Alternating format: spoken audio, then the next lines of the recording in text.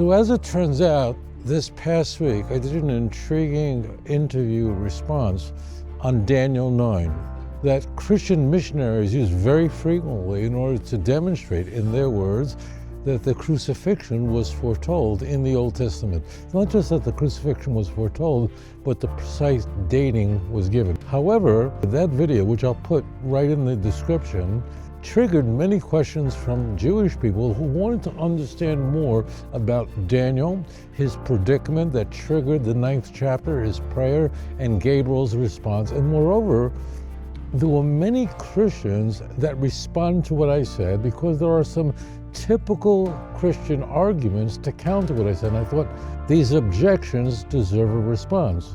So I've done that in this video. Moreover, as it turns out, Daniel, it could be said, is the most controversial book in the Jewish Bible, at least by academic standards, in that many academics question the authorship. In fact, insist that the book of Daniel is a forgery that was written much, much later than the Babylonian exile. I thought, wow, this is really a good idea to explain Daniel 9 very thoroughly, to respond to the very important questions and objections that Christians are raising, and then address the academic world on this very precious book. Enjoy. Do you understand how powerful that is? So any person, this is why I care about Christians, because they don't really have a chance here. So when they read these passages, they must think that the Jews are crazy. Why? Because they see the word Messiah in the King James. The King James is not done. The King James is not the only culprit that engages in this kind of chicanery, this kind of theological sleight of hand. Almost all of them do this. The NIV does it, the American Standard does it. Most of them engage in this.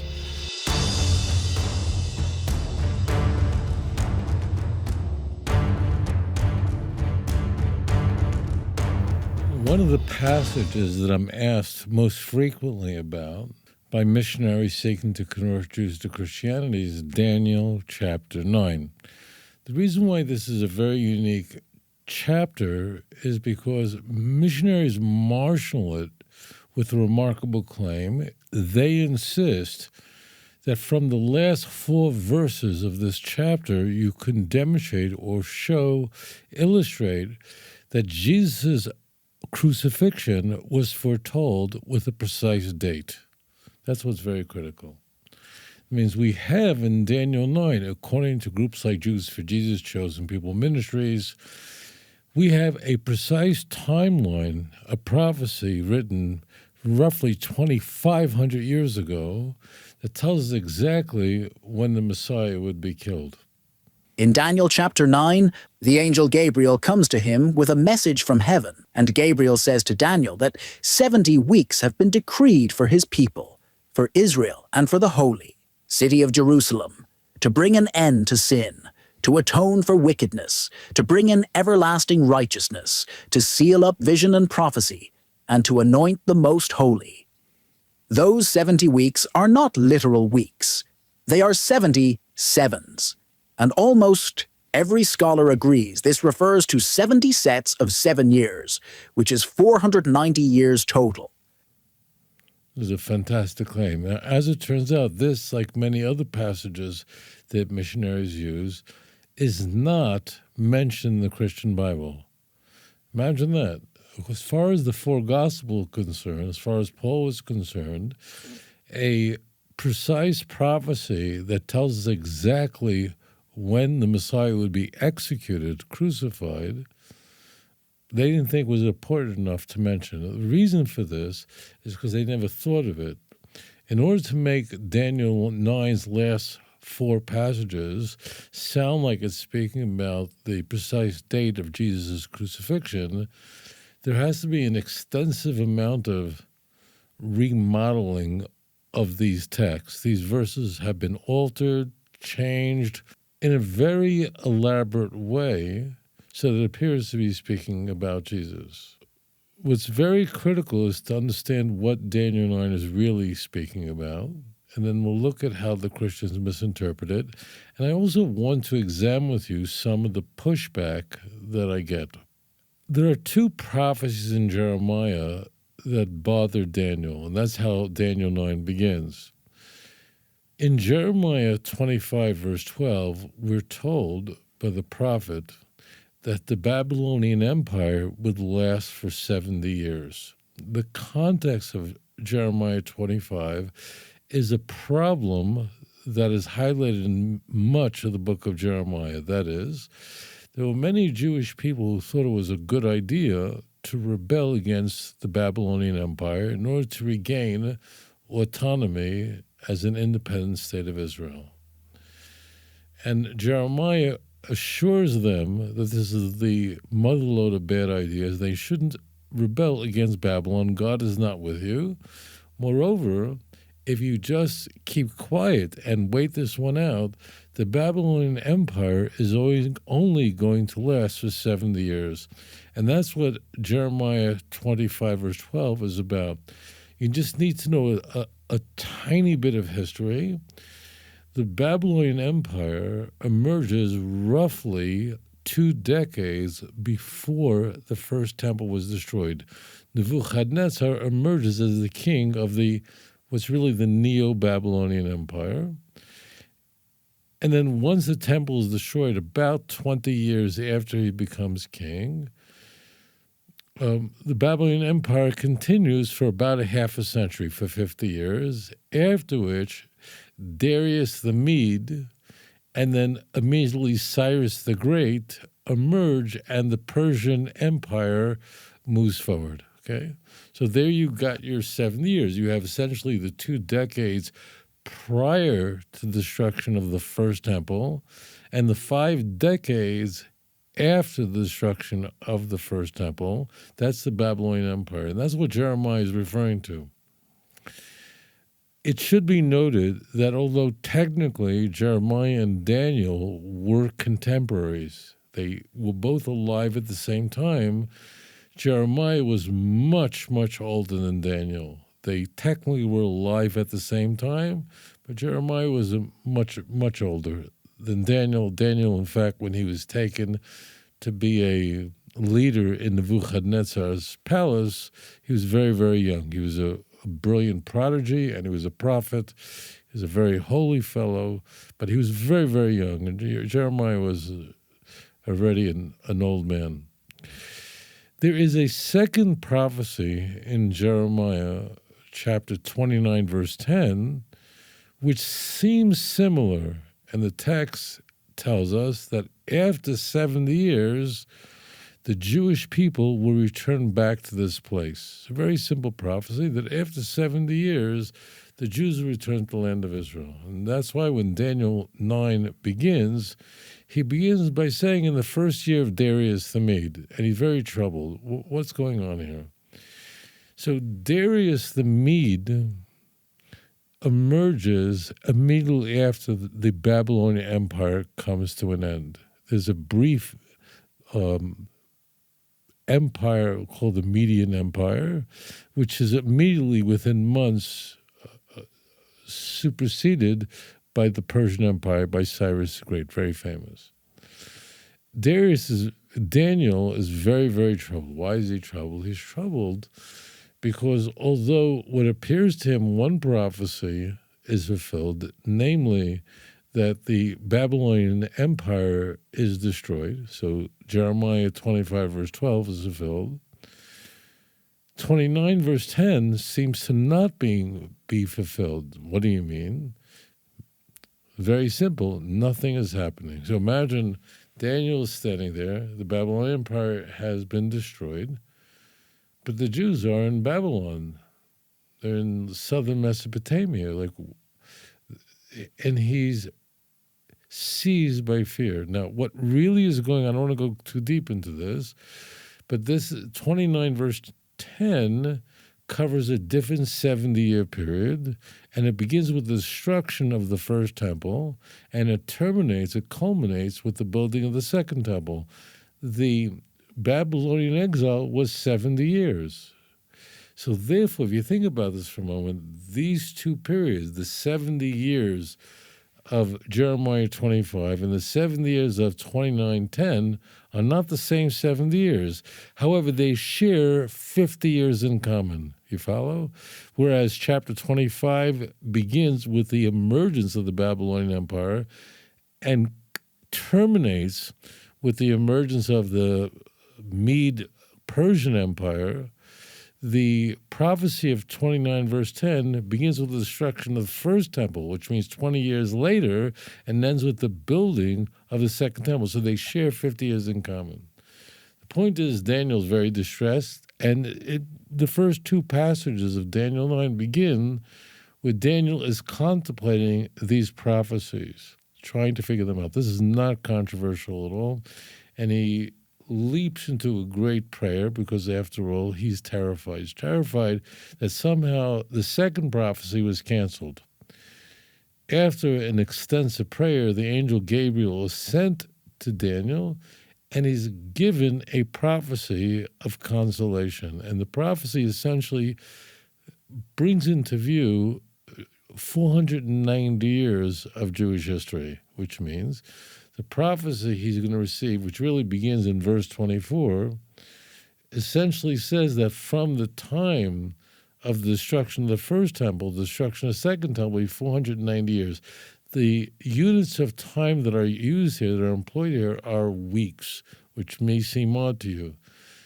But a week here does not mean 7 days, as would be conventional, but each day represents a year, and therefore a week is 7 years, and 70 weeks is 490 years. Got that? That's very important. This is also completely uncontroversial. And the angel explains to him that, in fact, 490 years, meaning 70 weeks coming into view, and these 70 weeks are necessary to trigger 6 things: termination of sin, fulfillment of prophecy, which means the Messiah can come after these 490 years are completed. The reason is very simple. If one of the things the Messiah is supposed to do, as an example, is build a temple, which it comes into view in Ezekiel 41 through 47, so obviously the Messiah is not coming when the temple is standing, because there's a messianic temple that's quite different than Herod's temple. It's in the same place, but different dimensions. It's a very different place. And as I said, the unused blueprints for the messianic temple appears in Tanakh very clearly, explicitly at the very end of the book of Ezekiel. Now, here's where things get very strange. The text says that you should know and understand that from the going forth of the word. Now, the word devar is a prophetic word, which means the beginning of the word from the destruction of Jerusalem, of the first temple, until an anointed prince, until a Messiah, that's what it literally says Ad Mashiach Nogid, which means until an anointed royal one, will be 7 weeks, Shavuim Shiva. And then there's a semicolon, a stop there.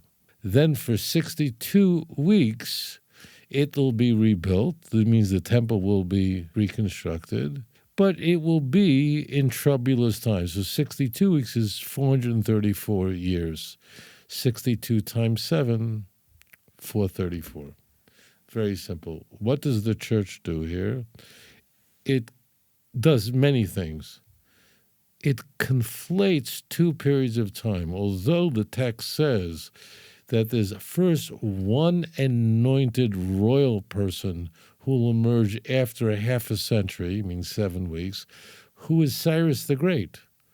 Cyrus the Great is called God's Messiah, his anointed one, explicitly in Isaiah 45, verse 1. If you go to Isaiah 45, verse 1, and it's a good idea to go to the passage that introduces it, which is 44:28. Look at that chapter break as artificial.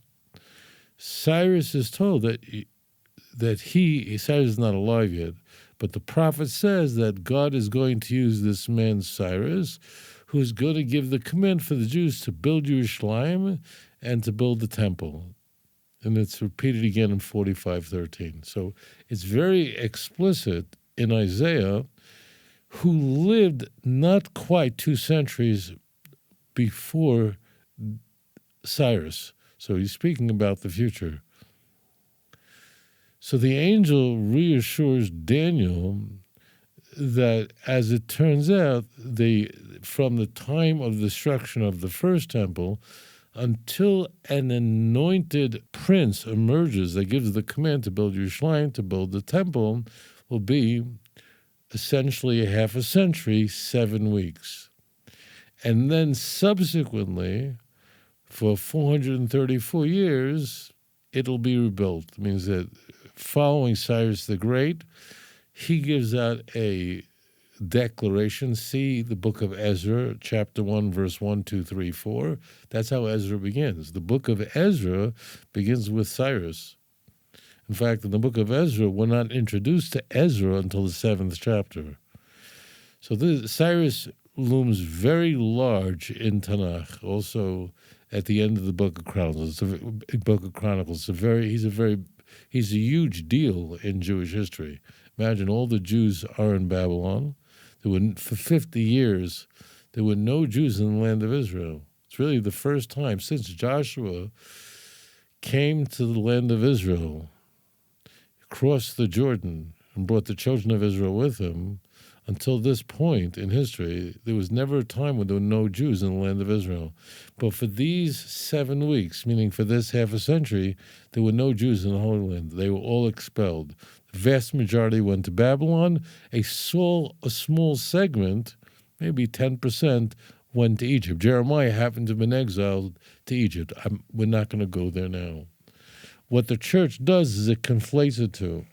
So the King James Version, as an example, reads the following: Know therefore and understand that from the going forth of the command to restore and to build Jerusalem until the Messiah, and it's capital M, the Prince, capital P, shall be 7 weeks and 62 weeks.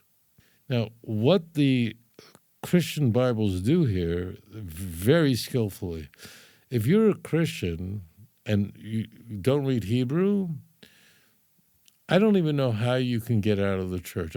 I'm not quite certain how you can maneuver your way out, because this text has been so manipulated that it'll be almost impossible for you to figure this out on your own. So what it does is it needs one anointed one here. There's really 2 anointed ones that come into view, because after the 62 weeks in the following verse, an anointed one is cut off. And that's talking about the priesthood, which I'll speak about in a moment. The church can't have 2 anointed ones. It wants one Mashiach, one Messiah. So what it does is it conflates 7:62. So it reads like after 7:62, or 62 weeks, using the King James lingo, the temple will be destroyed, which means it views this, or it presents this, as a period of 483 years. Now, this is a complete scam. In no language do you say 69 by saying 7, 60, and 2. In no language. This is all fake. There's really an asnachta, there's a semicolon, and there's an anointed one that comes after 7 weeks, a half a century, and a subsequent another anointed one cut off after a subsequent 62 weeks. How do you know I'm telling you the truth? How do you know there's a semicolon there? After all, in biblical Hebrew, prior to the Missionaries, prior to the medieval period, early medieval period, when Missionaries, these were like rabbis who created a written system to express grammar, vowels, semicolons, and so on. Before that, these grammatical dots and lines and all kinds of shapes didn't exist. So a Christian could argue very well that this is an invention of the rabbis. The way you know I'm telling you the truth is, number one, you would never express the number 69 as 7, 60, and 2. That just Wouldn't happen. No matter what language you speak, you wouldn't do it that way. So you know right away there's a separation.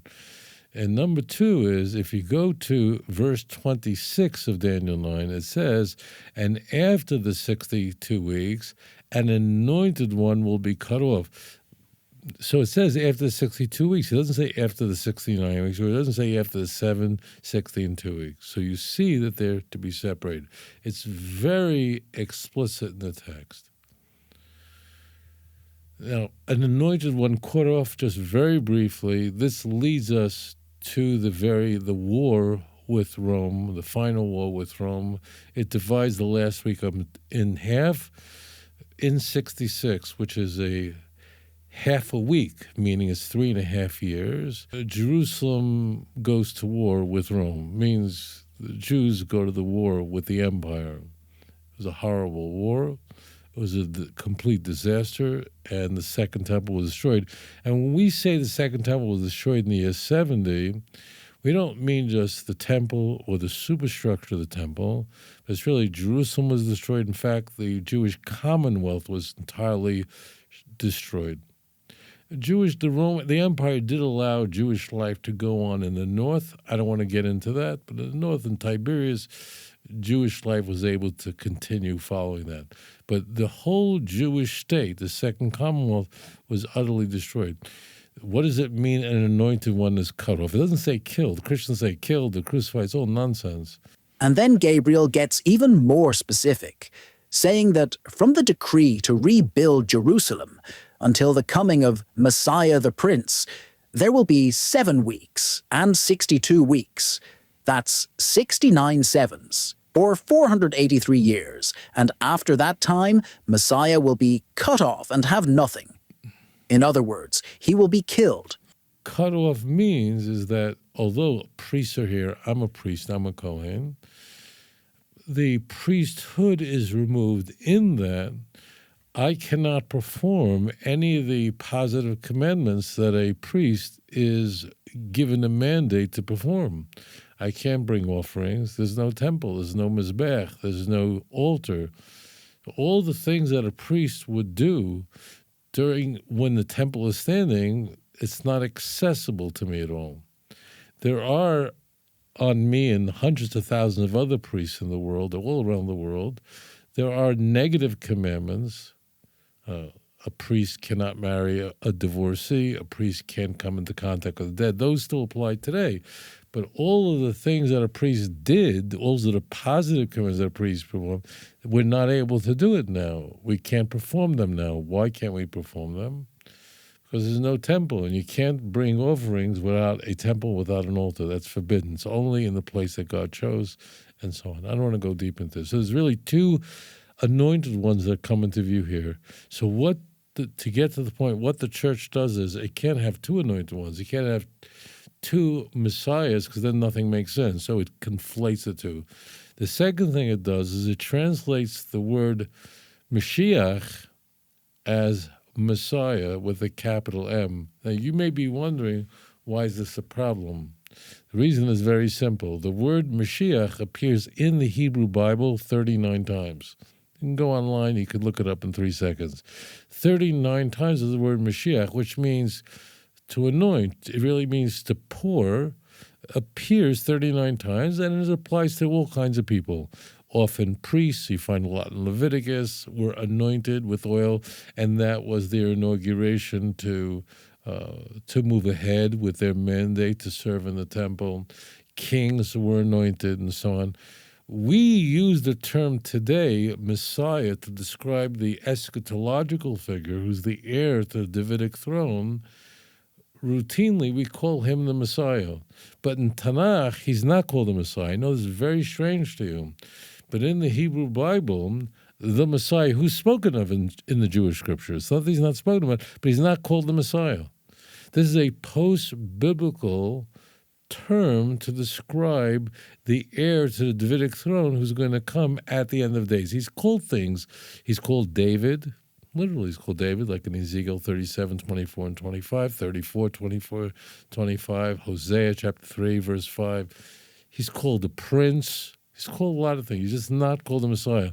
This difference in terminology in the way the Bible spoke about this figure at the end of the days, and that the way we speak in the 21st century about the Messiah, this difference really is very consequential. Why?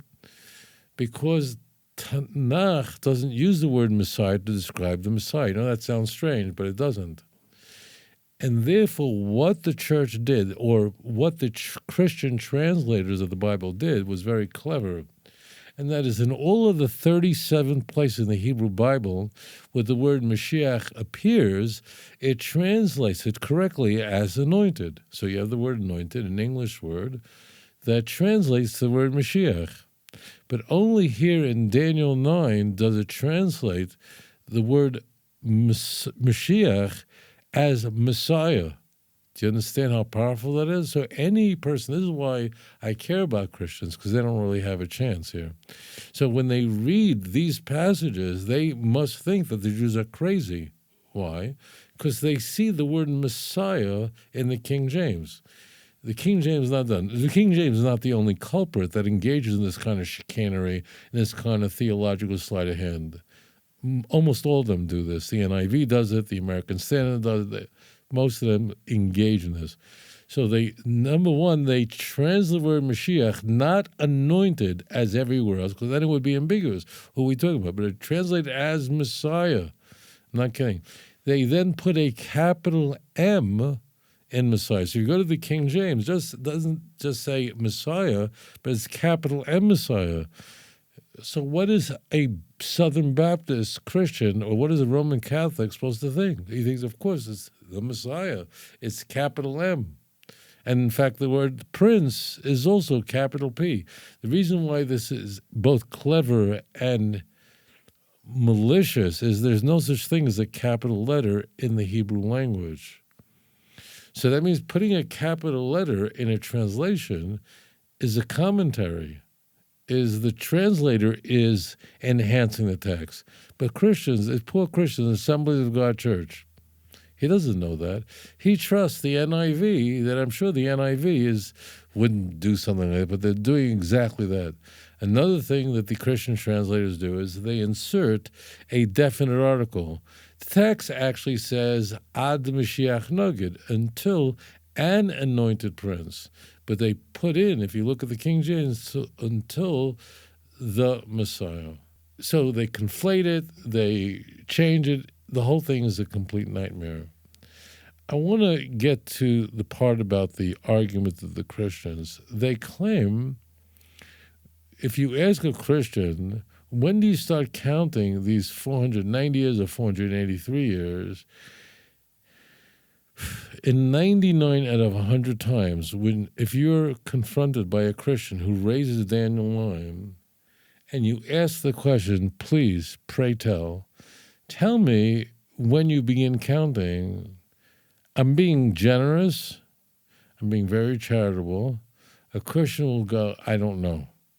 They just don't know. They just say that the Messiah who's cut off in verse 26, that's Christ and that's the crucifixion, okay?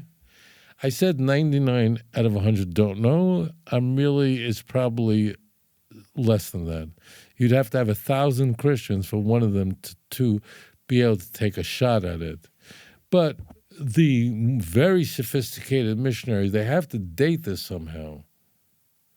They have to show when does it begin, when does it end. So what they say is that when is the command given to build Jerusalem, build the temple? So they don't choose Cyrus, who's called the Mashiach in Isaiah 45:1. That can't work. The whole thing collapses. The whole thing falls apart. That can't work. So they come up with the book of Nehemiah, chapter 2, verse 1 through 10, where Nehemiah, who was a trusted servant of Artaxerxes, the Persian king, he was a cupbearer. The person who was in charge of the wine for the king was a person who had a lot of access. Now this doesn't make sense to you. You're a butler. But butlers actually, if you were the cupbearer to the king, I mean, the king trusted you that you weren't going to kill him, you were going to poison him, you were going to give him the wine that he wanted exactly as he wanted it, and you were in the king's presence when he was drinking. You were in the inner circle. By the time we get to Nehemiah chapter 2, the second temple has already been built. Jerusalem has been rebuilt. This is the second temple. But what happened? There were people in the land of Israel who were not happy that there was a Jewish state. I know it sounds crazy to you that such a thing could occur, but it did. There were people who really opposed it, including the Samaritans. They didn't like it. There were people in the land of Israel that tried to undermine it, but it was already built. So what would they do? In the middle of the night, they would go to the outer walls of Jerusalem, and they would break down stones. They would break they would damage the walls, they would damage the gates. And of course, they wanted to repair this. A wall in the ancient world around the city was very important because the wall really protected you. So Nehemiah is troubled. He asks Artaxerxes, please let me repair the wall and repair the gates. And Artaxerxes grants him a letter from the king saying that this man has permission, this man has reshus to fix the damaged wall. It's not talking about building Jerusalem, like what we find here. It's not talking about building a temple. This is all nonsense. When does this occur? The missionary argues in 445 BCE. Daniel is told centuries in advance that from the time a decree goes out to rebuild Jerusalem, you can count forward 483 years, and that's when Messiah will appear, and after that, he will be killed. And if you trace history, what do we see? In 445 BC, King Artaxerxes of Persia issued the decree for Nehemiah to rebuild the walls of Jerusalem. And if you count forward 483 years on the Jewish calendar, guess where you land? You land right in the 1st century, the exact time when Jesus of Nazareth was walking the earth, claiming to be the Messiah, doing miracles, fulfilling prophecy, and then, just as Gabriel said, being cut off through crucifixion. Now, friends, this is staggering because Daniel didn't just say a Messiah would come someday. He put it in a time frame so precise that it rules out anyone else. Now, the problem is when you don't tell the truth, when you lie, you get caught because you can't keep track of all your lies. So you think about this for a moment. So what Christians would say is in 445 BCE, you count forward 483 years, you would come to like the year 30, something like that, which they say Jesus was crucified. The Christians differ over whether Jesus was executed with 30 or 33. I don't want to get into that. That's not germane here. But the problem is, of course, this doesn't work. If you have even a perfunctory knowledge of math, so if you go from 445 BCE forward 483 years, remember there's no year zero, so you would bring you to the year 39 CE. That's 483 years. So the whole thing just collapses. It doesn't work because 39, according to the church, no matter which estimate you use of the crucifixion, Jesus is long dead in 39.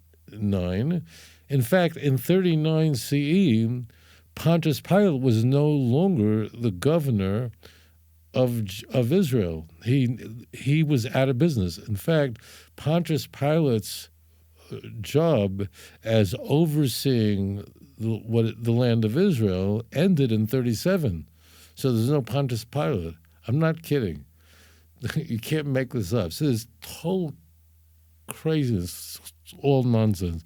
Now, if you ask the Christian, what about the last week? It's 70 weeks, not 69 weeks. They don't know what to do with the last week. I don't want to discuss that. So how do Christians sneak out of this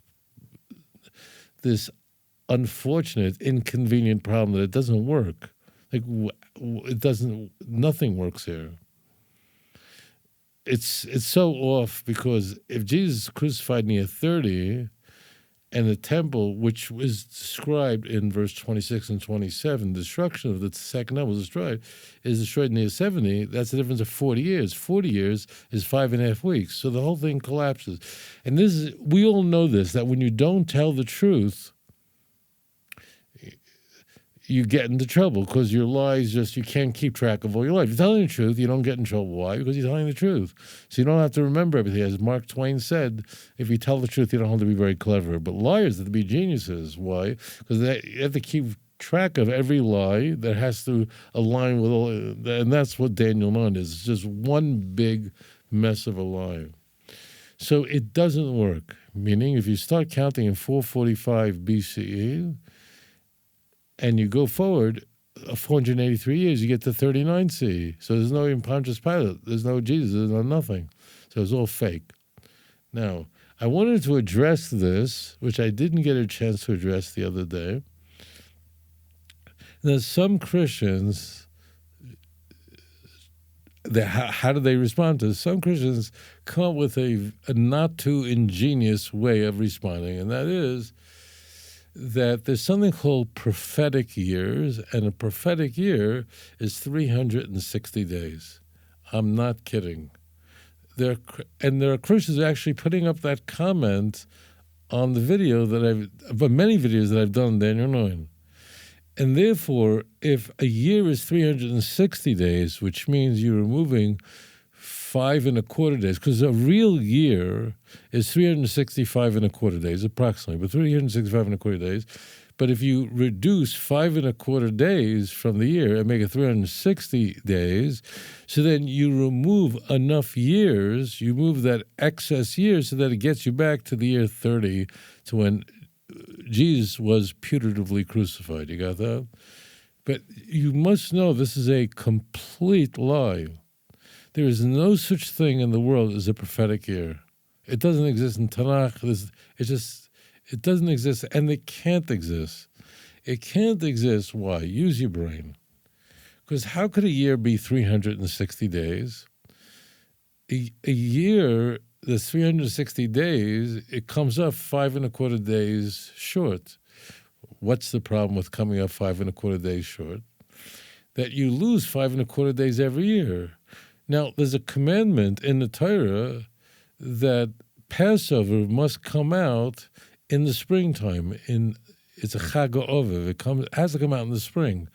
As you know, it's the solar calendar that dictates the seasons, not the lunar calendar. So therefore, there must be a device to keep the lunar calendar and solar calendar in sync. Because a lunar calendar is basically, a lunar month is basically 29 or 30 days. Let's say on average it's 29 and a half days. So 29 and a half times 12 is 354. But a solar calendar is 365.25 days. So if we used a lunar calendar and only had 12 months in the year, we'd be losing 11.25 days a year, which means that Passover would very quickly move into the winter. It would only take a few years. It would take 15 years, and Passover would now be coming out in January and February. Passover normally would be coming out basically in April, in the spring. And then if you go another 15 years, it's coming out in the fall. But it can't have it. Now, the Muslims, in fact, have it that way. Muslims use a calendar that's a pure lunar calendar, and they, in fact, lose 11.25 days every year. And that's why Ramadan and all their festivals come out all around the cycle, because every 32 years, just do the math, if you lose 11.25 days, every 32 years, it just goes around the whole calendar. But the Jews, we can't do that, because Passover, which is the 15th day of the first month, must come out in the springtime. And I'll explain to you the device that we use. It's based on the oral Torah. We know the precise length of a lunar month, or the average length of a lunar month. I'll just tell it to you, and then we're not going to go into it. If you want, you can look it up. It's very intriguing. It's 29 and a half days, And then of the 13th hour, it's 796 over 1080. But making that a decimal is 29.53059. The key is that if you have that number, which comes in the Talmud, you then could intercalate.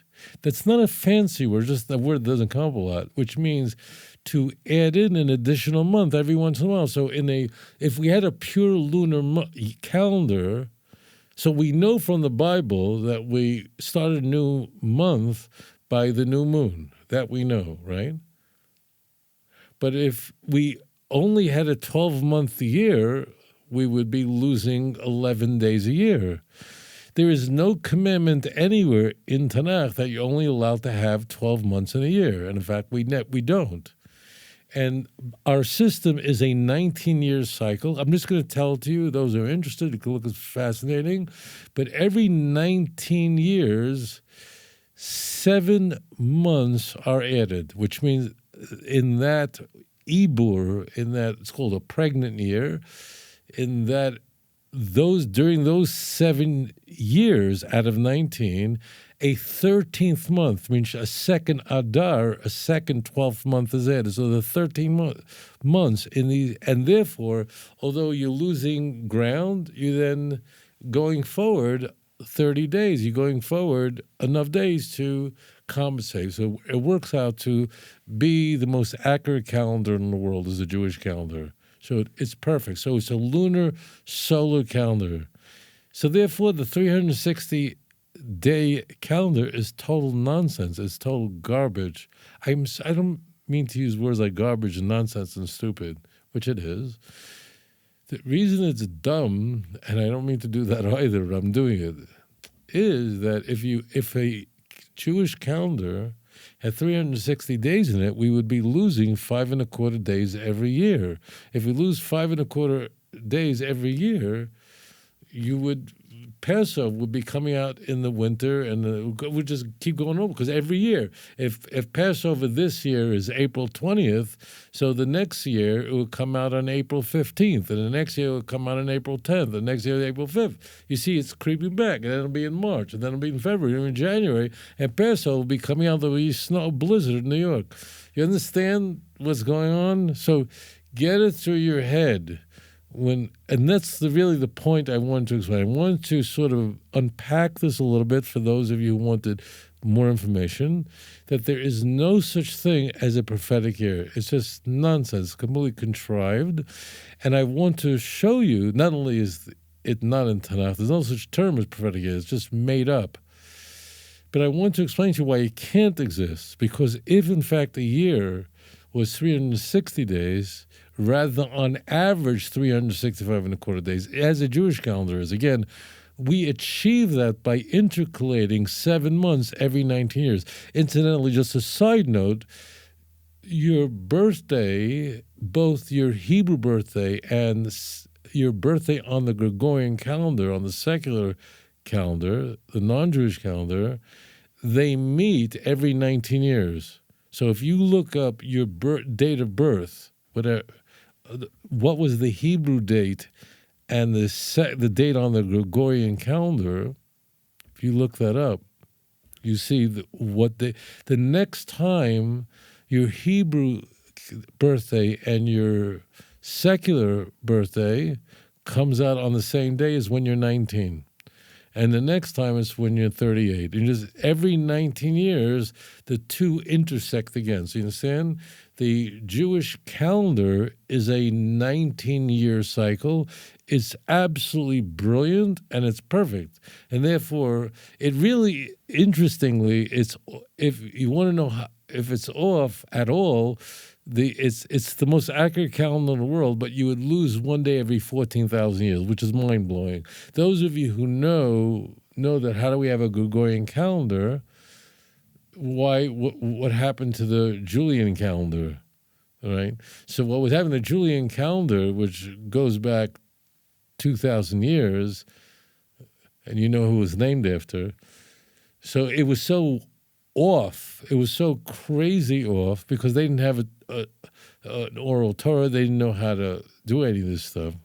they didn't know the precise length, that Pope Gregory the 13th brought together scholars, people who understood, because they knew their calendar was way off. They understood what was happening, was creeping back.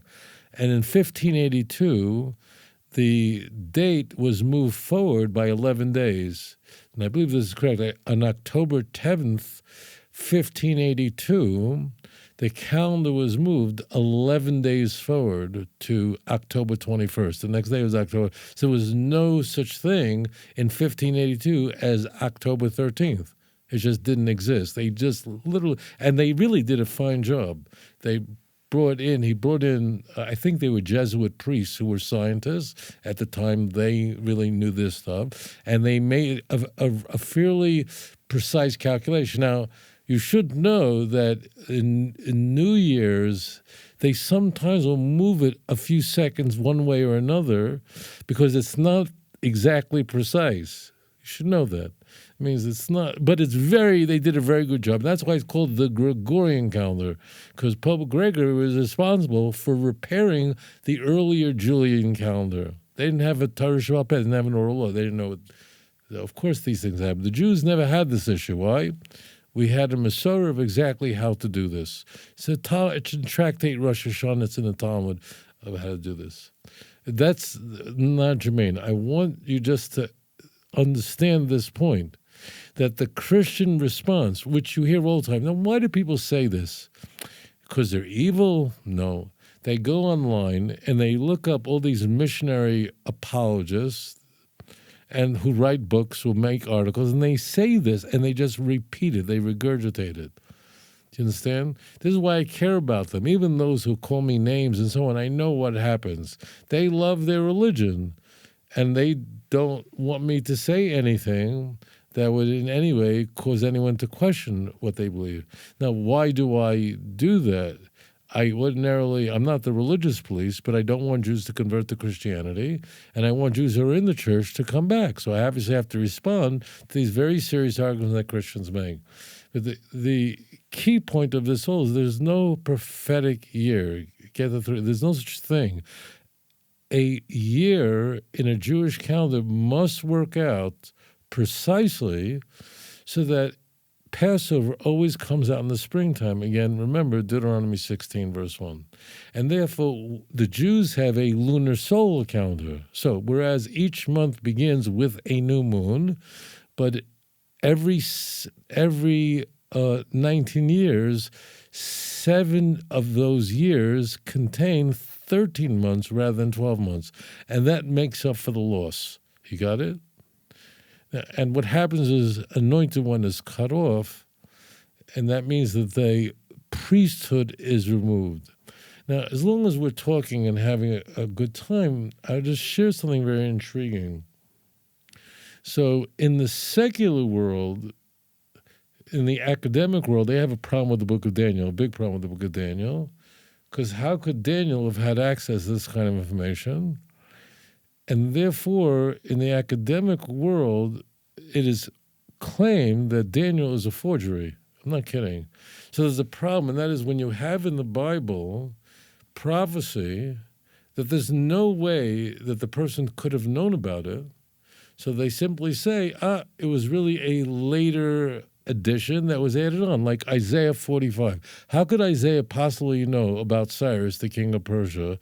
After all, Isaiah lived during the Assyrian Empire. It means he lived nearly 2 centuries before Cyrus. He couldn't possibly know. So they say the book of Isaiah was written by at least 2 authors. I'm not kidding. And therefore they say there was a second author of Isaiah, a Deutero-Isaiah, and who lived after Cyrus, and he put that in. I'm not kidding. I'm not kidding. Because they can't now. I want to talk about Daniel for a moment. So we're all together, and I'm doing this, which is sort of expanding on a previous show I've done. So we're free to have fun and talk about this. Daniel has prophecies like this. There's nowhere Daniel could have known. I mean, Daniel speaks about the Persian Empire, which comes after the Babylonian Empire, which is after Daniel. Daniel lived during the Babylonian Empire. He speaks about Alexander the Great, not by name, but he speaks about the Greek Empire.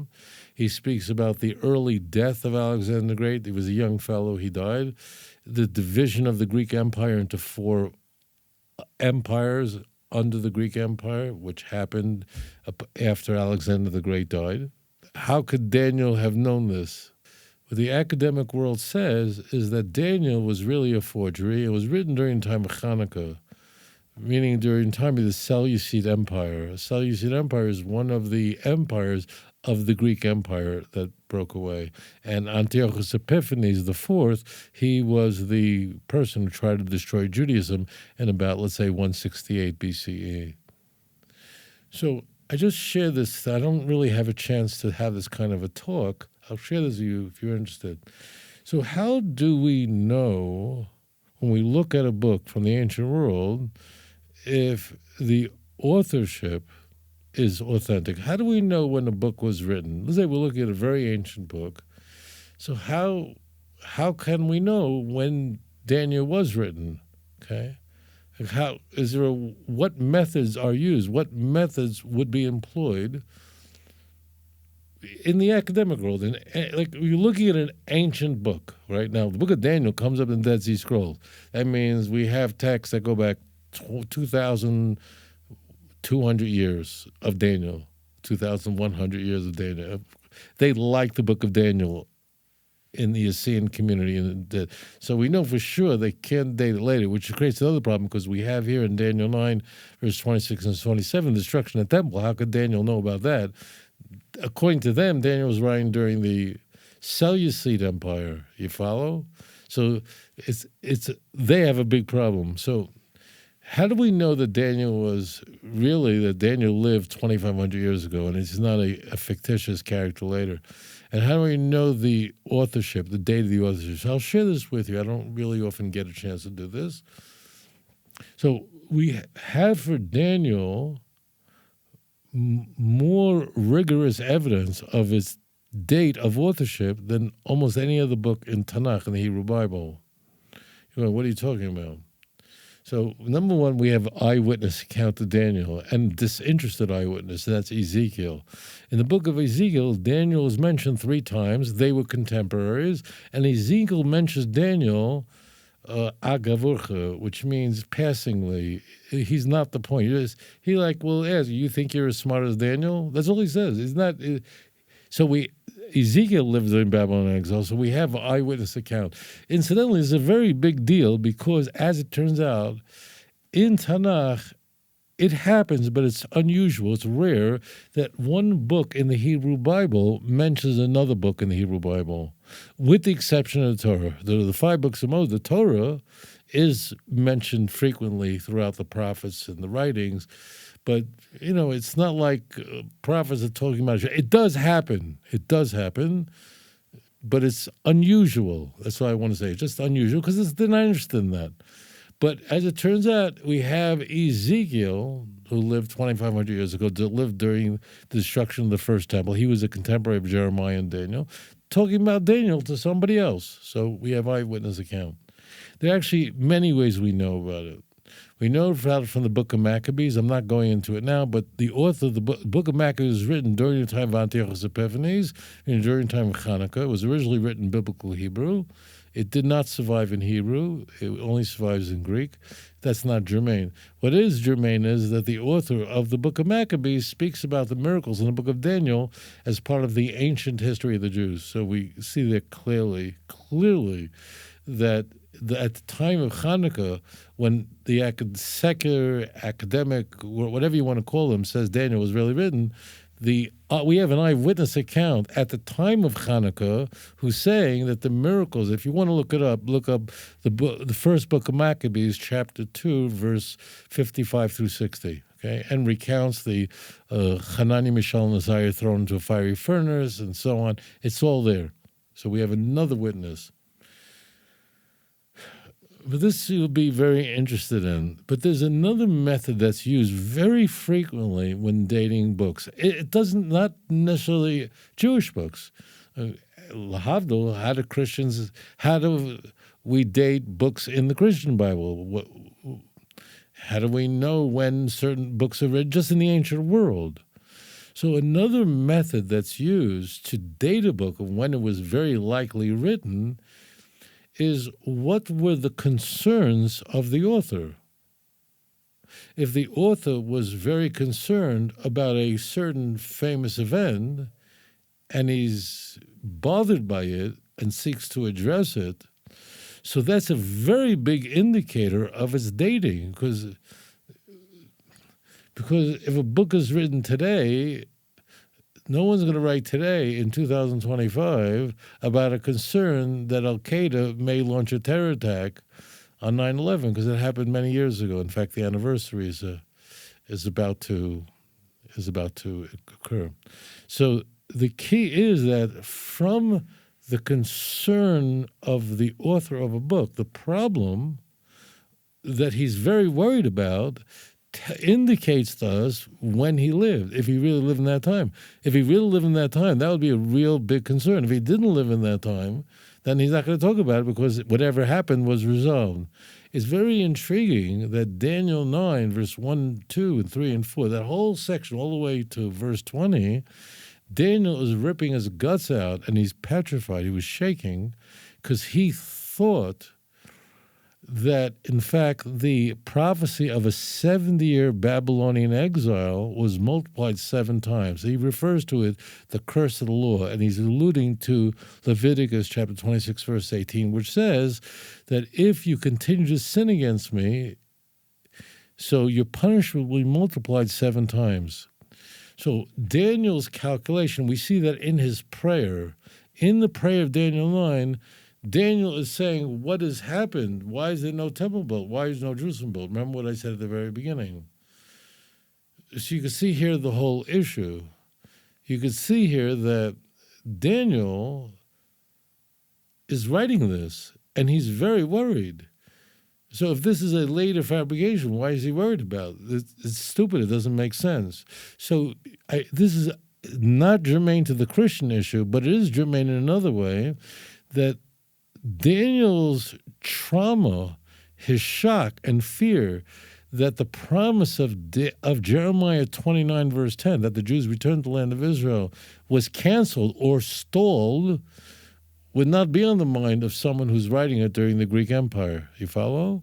So this is something for you to park in your head. You know, when you tell the truth, you're not worried. Why not? Because you're telling the truth. You know that the facts will bear you out. You're telling the truth, right? So that's why everything works so brilliantly. Daniel 9 is an extraordinary chapter. It teaches, I'm not going into now how to pray, how to talk to God. Daniel's prayer is very critical. How he spoke to God, it's very, very exciting. Tragically, the church has made a mess of this chapter in an effort to make it appear as though it's a prophecy about Jesus' crucifixion. And of course, in order to do that, they had to corrupt the last 4 passages of this chapter. Know the text, know it in the original Hebrew. If you do, no missionary will be able to rob you of a relationship with God. If you enjoyed this program, please like and subscribe. אדון עולם אשר מלך בטרם כל יציר נברא ואת נעשה בחפצו כל